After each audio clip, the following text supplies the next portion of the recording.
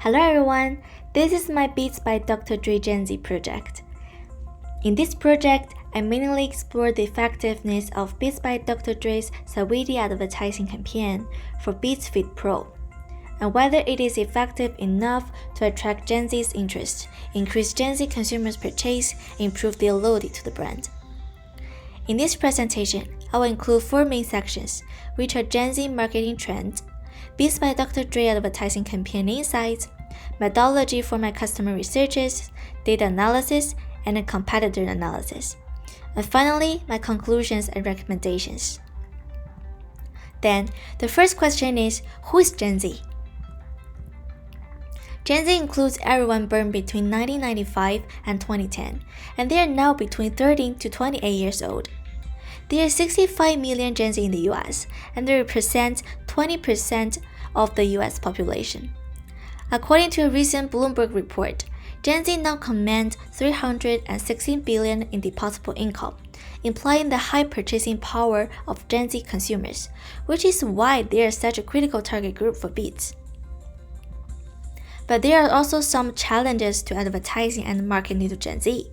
To be more specific, as digital natives, Gen Z do not have the same media consumption patterns as previous generations. They spend a lot of time on social media but remain very careful about their purchases. Gen Z avoid labeling themselves, so they are very inclusive and take time to evaluate all their options before deciding to buy. And they are more concerned about authenticity, and also take a more critical look at the messages brands include in their ads. Finally, Gen Z is also eager to connect and build trust with brands, but this step can be very challenging for advertising.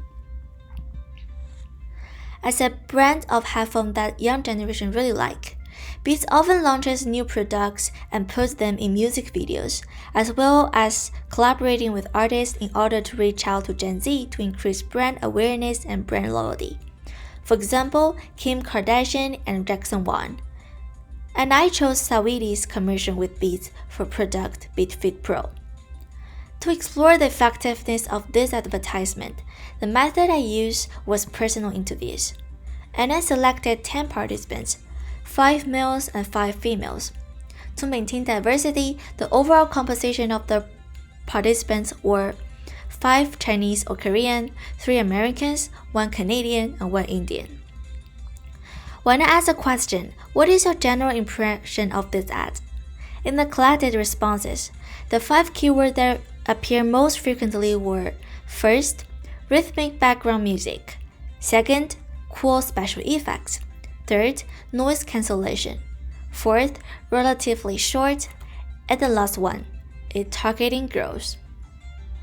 The overall impression of this ad was relatively positive, and most participants were satisfied with the length of the ad. To further explore the effectiveness of Saweetie's ad, I also showed this 10 participants Sony's ad in collaboration with Southeast Tana. I chose this ad because it was similar in style to the Saweetie ad, and the artists were similar in positioning, and the product advertised was also the earbuds. Therefore, it's a fair comparison.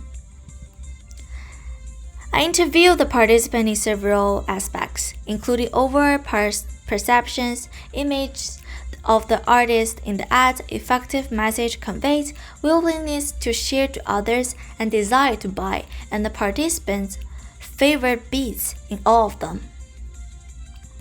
But when I asked to the question that which of these 2 ads do you think is more likely to motivate you to buy the product, 90% of the participants answered that they actually didn't buy either of one. So why? There are 2 main reasons. The first is a lack of description of the product's function. Participants reported that they would like to see more features that are different from other headphones. The second is that participants still prefer to choose carefully rather than making a decision just by watching at an advertisement. Finally, in response to the limitations of this ad, I have 2 suggestions. The first limitation is that all participants reported that they hadn't seen the ad at all, and 7 participants reported that they would be more impressed and more likely to buy the earbuds if they had seen it more than once. And my suggestion is that it is important to improve ad placement strategy in order to increase the exposure. In addition to advertising on social media such as Facebook, Instagram, Twitter, LinkedIn, Snapchat, TikTok, Beats product ads can also be shown before or during YouTube videos. This is a more flexible and targeted option. The second limitation is lack of detailed introduction of headphone function. However, too many features described in the ad may also lead to more untrustworthy. So how to balance is a question. My suggestion is to promote the series of videos of the design before the product bundled with the advertisement of the artist's collaboration. To be more specific, behind the design of the new Beats Fit Pro video uses the same background music from the Saweetie-Beats commercial. It may be possible to find ways to allow the audience to see both. This will be a good addition without detracting from the advertising effect itself. The conclusion is that, in terms of content design, the Beats Saweetie-Beats commercial is relatively successful and received GenZ's preference than competitor Sony's advertisement of the same targeting. However, it is still not effective in attracting customers to purchase, but the problem is not only happening in Beats. Thanks.